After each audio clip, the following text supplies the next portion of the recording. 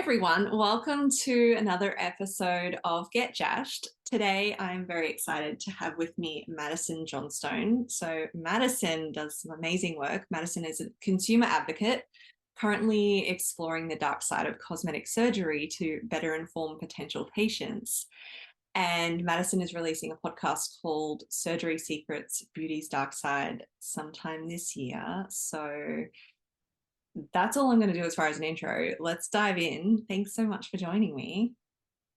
Thank you so much. It is so lovely to be here and to be able to talk about this work some more, which my colleague Michael Fraser and I have been working on now for a few years. Actually, during lockdown, I think is when it all pretty much started and kicked off. A bit of a change of pace for us to really delve into these issues around cosmetic surgery. Yeah. Um, I I've had a guest on previously a while ago now who shared about her journey with breast implant illness. So this feels like a related but obviously different part of a conversation that feels really important to have. What This is such a broad question, but what started it for you? What made this topic stand out? Look, it is really important that these conversations are being had and that patients are feeling brave enough to talk about what's happening to them after getting cosmetic surgery. For us, what happened was we were in a totally different industry, in franchising and wage theft and just generally speaking, corporate misconduct and helping the people who were impacted by these types of things. And one day we got a call from a nurse whistleblower who was concerned about underpayment happening at the clinics that they worked at. And to us, it was problematic. But once we started talking more to this person and looking online at the issues, it became clear that underpayment was honestly, it was like at the bottom of the list in terms of what was going wrong. And simply just looking at the social media of these doctors and these clinics and just the whole industry in general was what alarmed us the most about what was going out to the public and to vulnerable people, but also just to everyone. That to us was the sticking point and why we thought we needed to investigate further. Yeah, well, it's it's like one of those sort of little divine paths, right? That sort of like you come across and you're like, oh, this is what I'm actually looking at, and this is what I'm actually doing. For people who may not be aware or across the issue, is there a quick summary? Well, not that it has to be quick at all, but is there a summary of it, like to explain to someone who might just be listening and hearing about this for the first time or thinking about this for the first time? Yeah, absolutely. So in 2021, Four Corners released an episode called Cosmetic Cowboys. And this was looking into the industry, but also specifically a practice based out of Melbourne. They had clinics in Sydney, Gold Coast, Perth, and they did cosmetic surgery on anyone and everyone. And there were two whistleblowers who came forward to talk about what they experienced there and some of the horrors that they saw or what they were expected to do. And this became a huge story to the point where it was also run on 60 Minutes the following year. There were two episodes dedicated to the industry the following year as well. And that has now actually thankfully led to significant regulatory change where the way doctors are advertising has now been really roped in because this wasn't simply another, as bad as they are, this was not simply another botched surgery story. It really delved into what was going on. And the problematic part was how it was being advertised to people. Why were they actually getting these surgeries in the first place? What drew them to these particular doctors and not, say, a qualified plastic surgeon that you might get referred to by a doctor? Why are they going to these like TikTok famous doctors, Instagram famous doctors who have hundreds of thousands, if not millions of followers? And one of these doctors actually had 13 million followers on TikTok. That's how big and famous they became. He was actually the most followed doctor in the world in cosmetic surgery, and he was part of these clinics. So all of these doctors now have some form of restriction on their practice, or they've been suspended or they've retired. So that is the impact that these stories have had, and the medical board, and the medical regulator have actually jumped in to try to work out how they can fix the issues that have been brought to light through the media. And Michael and I both were sort of on these shows as the people who looked at the social media, and we've literally looked at tens of thousands of images of the way these doctors have been advertising. So, what they've been posting, what they've been putting out to the public, including children, and how they're trying to convince people that they need to get cosmetic surgery and the language they're using around that. So, that's sort of our involvement in that. Yeah, so it's like it sounds like they have been misleading in their I'm trying to choose my words, but that it sounds like they've been misleading in how they've promoted these procedures. And I know from following your work, even just for a few months, that it's also comes down to what they name procedures and what they depict this procedures to be without actually explaining what's involved, and the kind of trauma on the body as well. Why exactly is the communication used in cosmetic surgery procedures and advertising important in that way? Yeah, it's so important because what people forget is that this is not a beauty treatment. When you underget, even when you get injectables, but cosmetic surgery as well, you are actually having a medical procedure done. You are not getting your nails done, your hair done.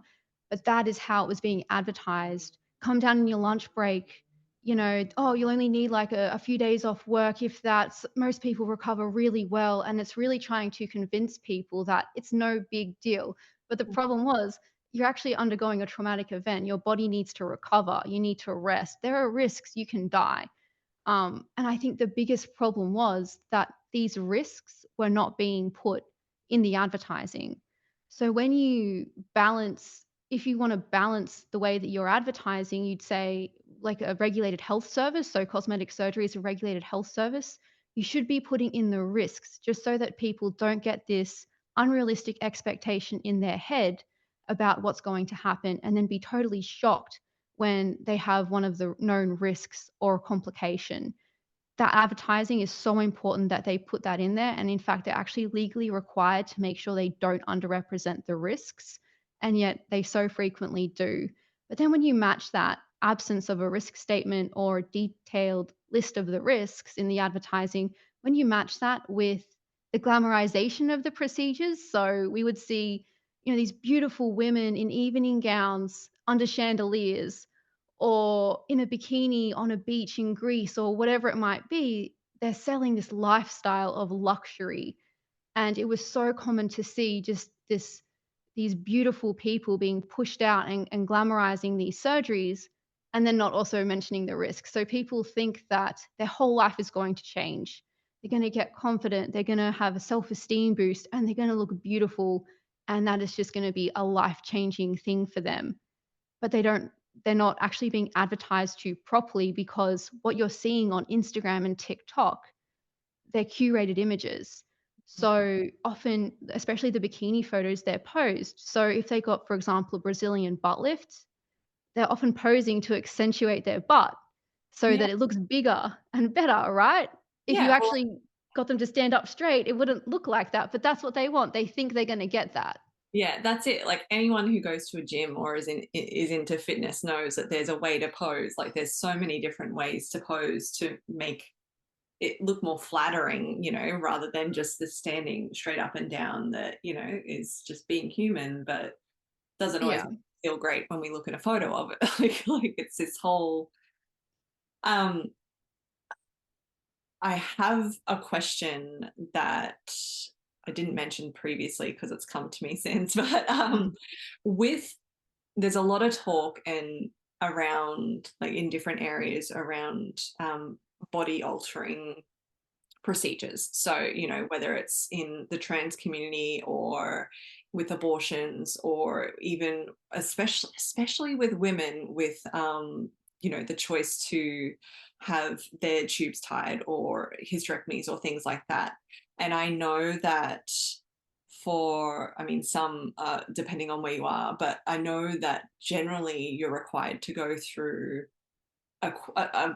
some version of a questioning process, whether it is with a mental health professional to begin with, or with the GP or whoever it is, but you get questioned and checked in on, and the are you sure, and are you aware of the risks, and are you aware of the consequences, all of that.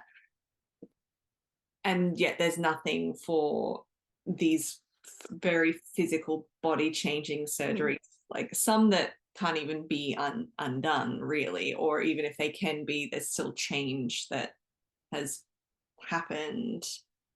Is that something that you advocate for, or that, like, what's your thoughts or stance on that? So, cosmetic surgery for a long time, you didn't need a GP referral. You didn't need to tell anybody you wanted to go get it. You could literally just rock up for a consult, and then, not too long after that, you're getting the surgery. And some surgeons, like plastic surgeons, will say, "Oh, we screen our patients for mental health issues," but that was never a requirement. It's only really now, since 1 July, that these new laws were brought in, or these new rules were brought in, where doctors now, they can't do surgery on, like, cosmetic surgery on a patient until they've had a GP referral, and they also need to undergo some sort of psychological assessment. And then if they're sort of flagged with having something like body dysmorphic disorder or anorexia or something like that, then they get referred off to a psychologist.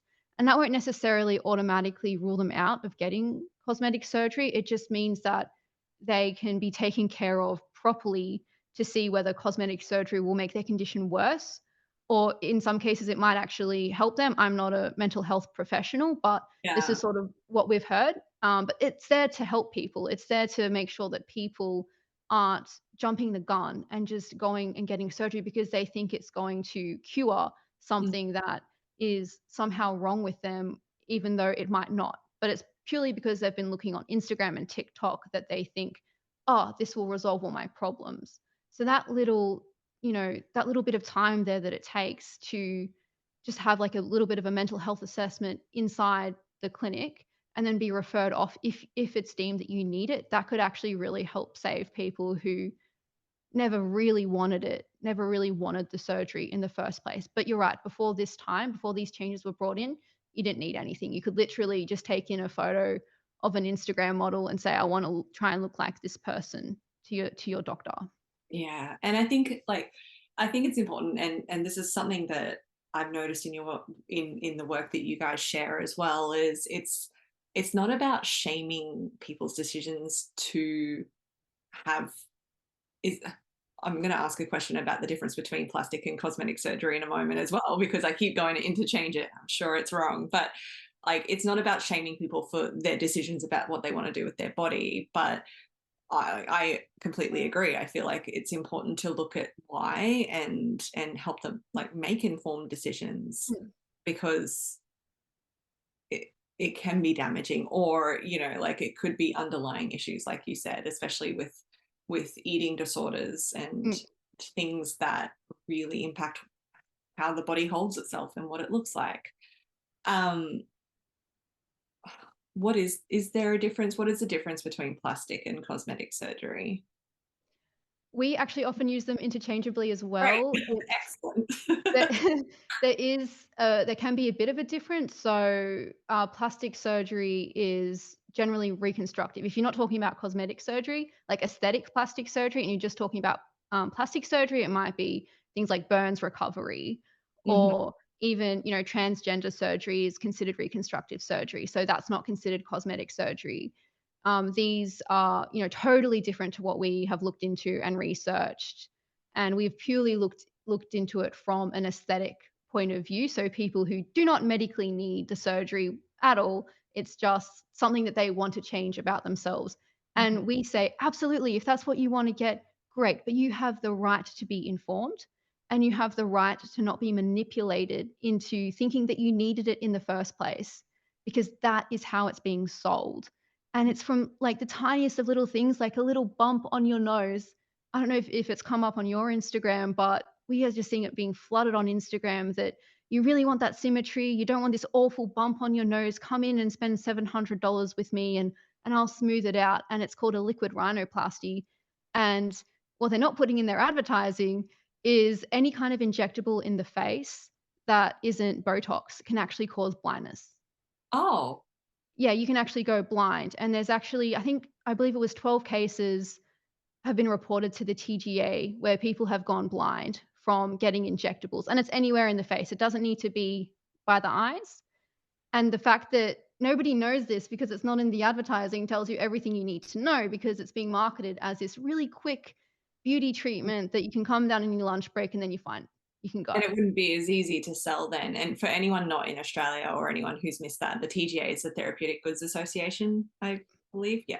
Yeah. So, um, regulatory body who checks in on these things. But that's interesting because I'm learning that too as we speak right now, where it's like, Mm, oh, that my algorithm is probably like, I mean, because you're in the work, it's probably a mm, bit, if from that at least, but it does make me it's such a conflict in me in the sense of when I see that someone's had surgery, if it's someone that I know, like, or in my extended sort of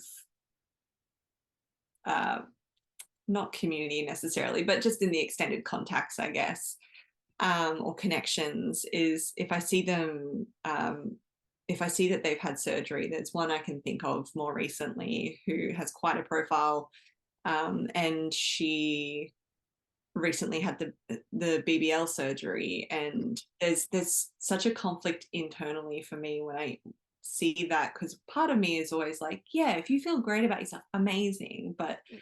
then the other part like just feels like just a little sad for all of us, because it's perpetuating this standard that literally is not natural for most bodies. And Yeah, and like, it, I don't know, I'm naming the conflict because I'm sure it's a conflict that a lot of people feel as well if they pay attention to it, where it's like, yeah, it is your body, your choice, and mm, amazing that if you feel empowered from it. But again, it's just that other side that it's like, oh, but is that going to be the standard that, like, that my kids grow up in, that like that yeah. becomes this norm, when it's like, just because it's normal doesn't mean it's like no one's going to be, well, not no one, because literally there's ethnicities and areas of the world that are born like that, but that's what it is. It's just this standard that is often unattainable without surgery. So then it That's puts it. pressure.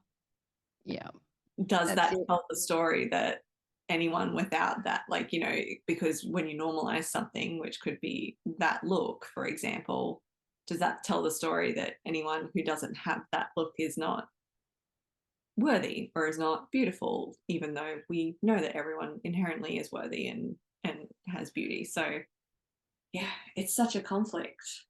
It is a conflict, and I think that's why I would try to stress from the start that we aren't anti-surgery because I do believe that it's your body, your choice. Like you should have the right to get these surgeries. And if you do feel more confident after it, that's great. Like there's nothing wrong with that. Inherently, there's nothing wrong with that. The problem just comes in when we're all just sitting around minding our own business, and then bam, you're not beautiful now because you don't have a big enough butt and a small enough waist, and you Mm, don't have a thigh gap, and your hip dips are really ugly, and you've got some chin fat and your face isn't symmetrical and your ears stick out too much and you can just come fix it all if you just come get some surgery with me and then you'll feel better. But the yeah, problem is there's always something else. yeah. So It's like, today it might be you need a Brazilian butt lift because your butt's too flat and it's not big enough and we can make it perkier. But that trend is going out the door now. So oh, what are people going to do? Are they going to be marketed, "Oh, you got a BBL? Well, we can reverse that now. If you come spend $5,000, $10,000 with me, now thin is in, now small is in, come spend some money, and now you're now putting your body through another trauma." When yeah. does it end? I mean, Like, it will like, never end. those of us who are old enough lived through the heroin chic phase Mm, of the 90s, right? So like, that is directly linked to not necessarily an ups like a surge, but that's directly linked to a lot of eating disorders and anorexia in like girls and boys, like who came Mm. from the 90s directly into, oh, why don't I look like all these supermodels that, like everything like that. So physical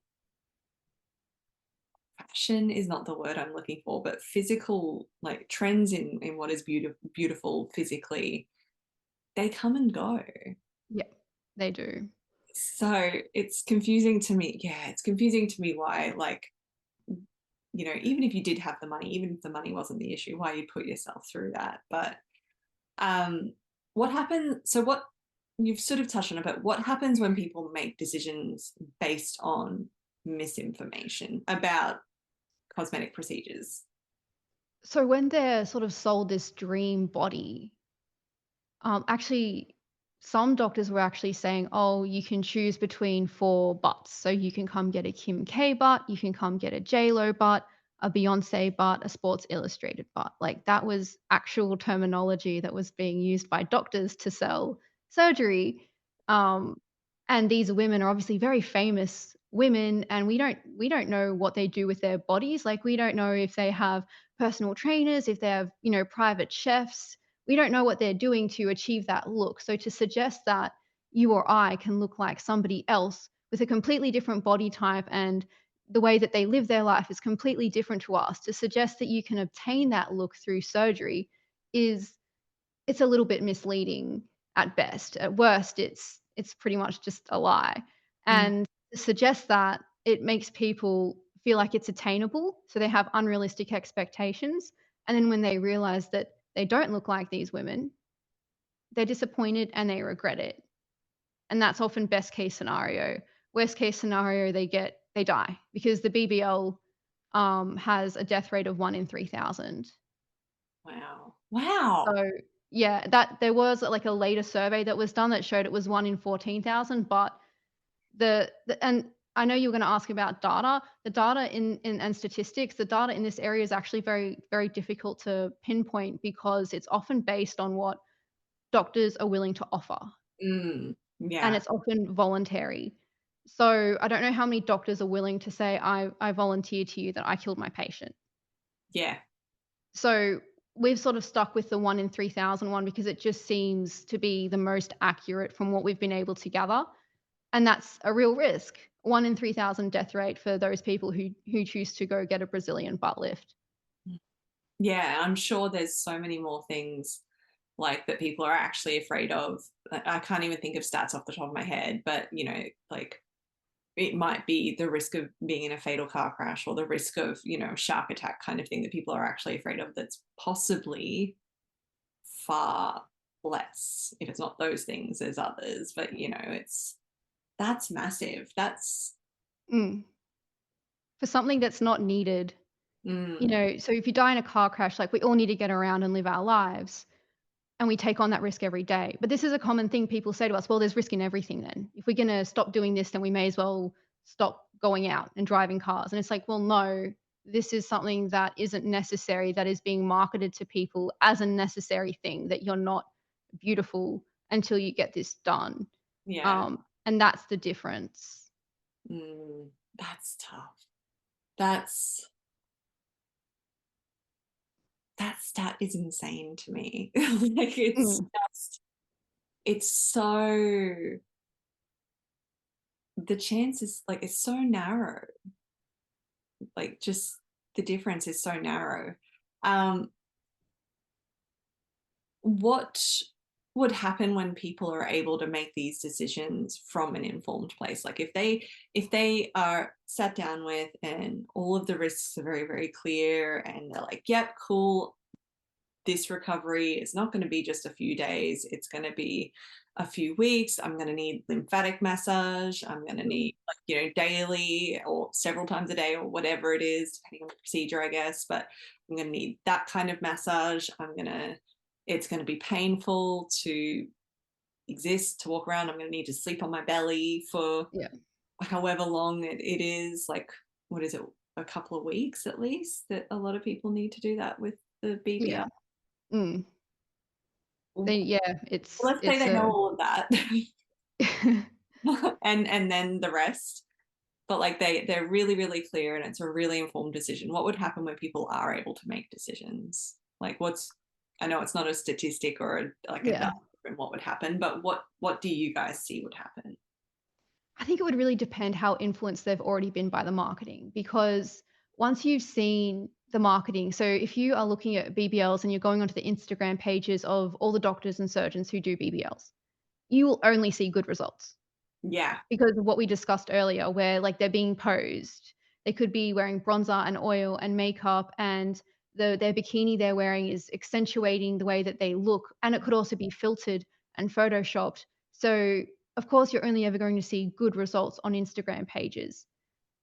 These patients that look here think they're doing good research, and that's what alarmed us, is they genuinely think that by looking at the social media pages of these doctors that they are doing good research. And these women, largely women, they are researching as well. They are trying to inform themselves. They are trying to become educated about what they're doing, which was really fascinating for us to learn. Most of the time, it wasn't just I'm walking past a clinic and I'm gonna walk in and go get the surgery. They are trying to inform themselves and choose the best doctor, but they are basing it off the wrong information. And once they've seen all these good results and this lifestyle attached to these results, they're sold in their head. Like it's sold. They've Yeah. already made it's an emotional decision, they've already made it. So when Mm. they go into their consult, the risks don't seem that bad because they think it's an off chance, it's not going to happen to me. I've seen all the good results. I've seen how much my life will change. I know it's gonna be good for me. I don't mind. Go ahead. It's that So cognitive bias as well, right? Like their reticular activating systems are just like working to be like, oh, this is the proof you want. Cool. Let me find it wherever we can find it. Like that's how our brains work. yeah, we will always find proof of what we're looking for, even yeah, at the expense of the whole picture. yeah. But I Mm. think that if they didn't have that heavy influence, then as you described, if they were just, given the hard facts and the risks and the recovery without all the glamour and beauty attached to it, you would probably say no. I would think in most cases, you would probably say no, unless it was something you were really bullied for Yeah. or made fun of. Like kids are made fun of for having bigger ears that stick out a lot, right? Like Mm. that is something that happens. But nowadays, doctors will pin anyone's ear back, even Yeah. if they don't stick out. Like because Mm. that's the trend right now. The trend is to have ears that don't stick out, but soon enough, it could be having, big ears. You just don't know. But Yeah. I think that if you didn't have that marketing that's influencing people, like a kid doesn't need to be told on Instagram and TikTok, "Your ears are sticking out too much." Like if they're being bullied, they'll already know that Yeah. this might be something they wanna change for themselves and their self-esteem. And then they go ahead and they tell their parents, and their parents look into a surgeon who might be able to perform this procedure. They don't need the marketing. The marketing is irrelevant. You don't need it. But it's when this marketing starts to come out that kids without big ears who have never been bullied for it then start to think, "Oh, are my ears sticking out too much?" Yeah. And then they go and they ask for it. And this was on TikTok all the time, doctors showing reaction videos of kids getting their ears pinned who really their ears wouldn't have stuck out as much as mine did. And it was really disheartening to see such young people being influenced by doctors who should know better. Yeah. And also, Mm. like, my immediate argument to that is like our ears are meant to stick out a little bit. That's how they work. That's how, Yeah, like, our glasses stay on, like, all yeah. of the things. But yeah, so it's such a layered issue. And the more, like, the longer I've followed you guys and the more that we talk even now, like, it's like, oh, yeah, and of course, there's that too. And oh, of course, there's that Mm, too. And I've tried to speak with people, not try, like it wasn't like a bad attempt, but I've spoken with people like that I work with just in conversation about these sorts of things. And like, the topic of braces came up and they're like, well, what's the difference? Because, mm. braces, people get braces to, like, for aesthetic reasons. I said, no, our parents told us to get braces for aesthetic reasons, but we now know that things like, like, uh that sort of form, like, malformation of the teeth can create health issues. So it's like Mm, various health issues attached. So while some people will still see that as a aesthetic thing, there's mm. actually a reason. And it was sort of like there's so many things that it's sort of attached where it's like, oh no, but it's from for a it like if they can get that for an aesthetic reason, then why not? And again, like what you're saying, it's not that people can't. It's just more about these doctors that are advertise or have been advertising poorly are misinforming and not helping people make the best decision for them. Yeah, and I think races like we've had this argument sort of thrown at us in a way as well, like, "Oh, well, what's the difference?" Yeah, You're not being cut open. I'll say that. Like, embrace is hurt enough. Like, Yeah. that's all I need. I'm like, I'm done. Like, yeah, Yeah. it's the cut open. I mean, I've never sought out videos of cosmetic surgery just Don't. because I don't need to, but I've seen a couple just over the years because the internet. I've seen a couple where I'm like, oh, like I just, oh, I can't even imagine. Like, if I'm like, I'll go and give blood happily, but I also Mm, am super icky about needles because the imagining, like, and that's just a needle. Like, it is so invasive.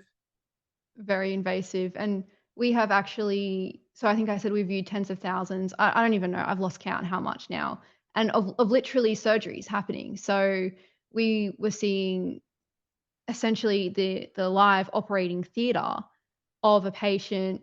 Maybe they were under, maybe they weren't, maybe they were awake, of getting surgery done. So you would see like live tummy tucks happening, blepharoplasties, which are the ones that I really still can't stomach, but everything else I'm sort of used to now. But you'd Mm, literally see like, flaps of eyelid being thrown up and I mean, not thrown up, but like placed up on their face and to show you, the audience, what's happening. And it's just a bit too far mm. because we don't need to see how graphic it is, but that gore and that graphic nature of a live surgery, people are really drawn to that for some reason.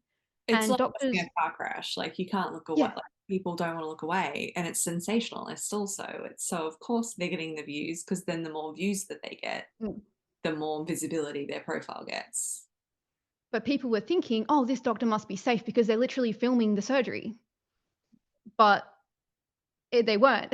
Like And this particular clinic has nearly 1,000 people in a class action against them because of how much harm they did to their patients, and they were live filming surgery. So just because a doctor is prepared to film doesn't mean that they're a safe yeah, doctor or that you'll get good results. yeah. I always feel like there's the question about like the ethics Mm, of filming a surgery too. Like when I think twice or three times just about how I if I take any footage of a yoga class I'm teaching, like mm. I'll think about that because it's a space that people are in for, like their own security and their own, like you're holding that space. And if I'm thinking about that, I can't imagine why any doctor would be even close to considering, oh, what if I film this? Or what about, like I get before and after photos and Yeah. everything like that, like with consent always, but yeah, I can't imagine that being the focus. It was interesting looking into this because we were wondering why are people who are apparently like so insecure and self-conscious about their body, why are they then consenting to having their images used in marketing if they don't like their body this much and they're so insecure about it? And we sort of put it down to they want it fixed and the doctor sort of sells it to them as you'll help so many people. Mm, You'll help show them that people who are just as self-conscious as you are, that they can be helped. And so it's almost like they're almost manipulated into thinking like, "Oh, well, then I should go online. I should have my picture taken." But then there mm, were other issues where it was like we literally heard them they're being like walked into the operating theater and the doctor's like, "Oh, I'd really love to film this." Would you mind? It would be a big favor for me. And they're thinking, you're my surgeon. I don't want to upset you. Yeah, yeah. Oh my God. So they sign the consent form. So legally, it's all above board. It's all right. But it's not, is it ethical? I don't, I Yeah. would struggle if that was me. Yeah, it's almost like a coercive sort of consent, really. Mm, Or which isn't especially, consent.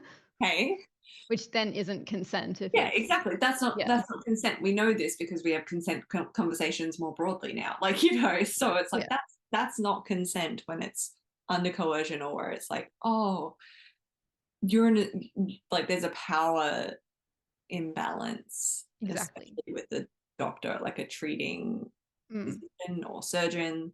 Like there's such a power imbalance in that because, like you said, like, they don't want to make their surgeon mad just before that surgeon's about to perform surgery on their body. yes. Oof.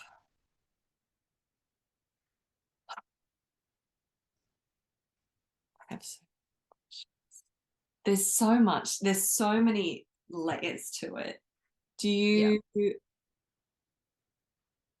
how does your work or your business, like what you do, how does that work, I guess, for people who don't understand what consumer advocates are or do? Like, I mean, obviously they'll understand what you do in this context, but Yeah.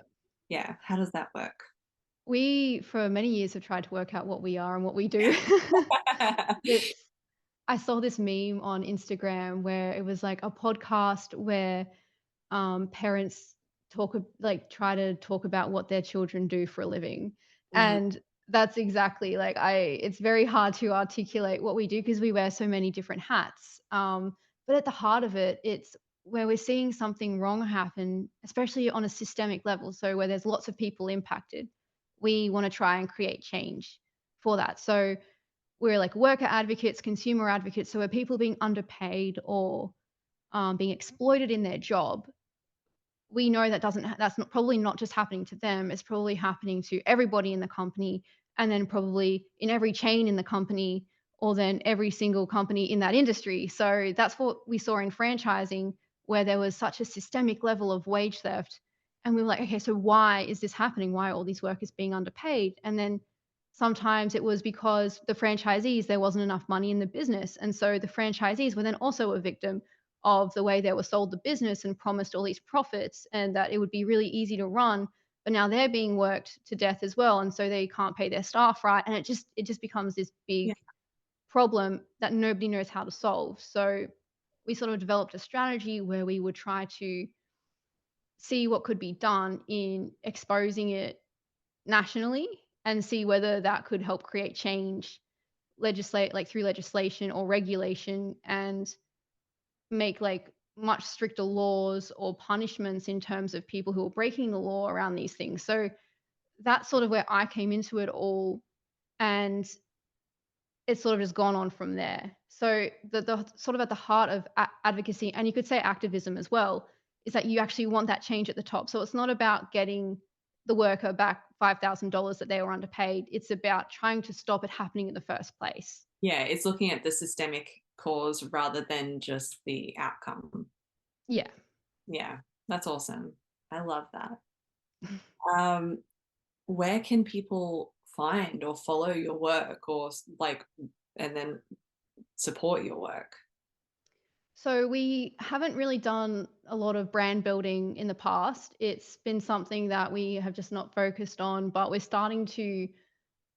It's been very hard for us to sort of push ourselves a little bit in that way. I don't, yeah, none of us particularly liked being filmed, but Yeah. you got to do it, as you would know, to build your own business. Yeah. Um, and so we've started really focusing on building our brand, and now we have an Instagram page called Operation.Redress, and that is pretty much exclusively right now dealing with cosmetic surgery and injectables and that industry, and just trying to help educate people who might be going to consider cosmetic surgery, how to educate themselves a bit better, not to rely on certain marketing, and to ask better questions.